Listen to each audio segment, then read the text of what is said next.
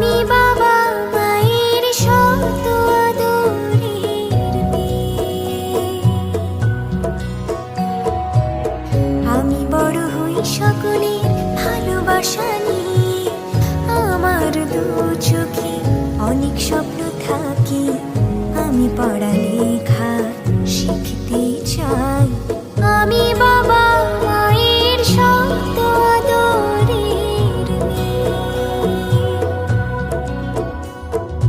যদি চার দেয়ালের মাঝে কাটি সারা জীবন, তাহলে থাকবো শুধু বোঝা হয়ে।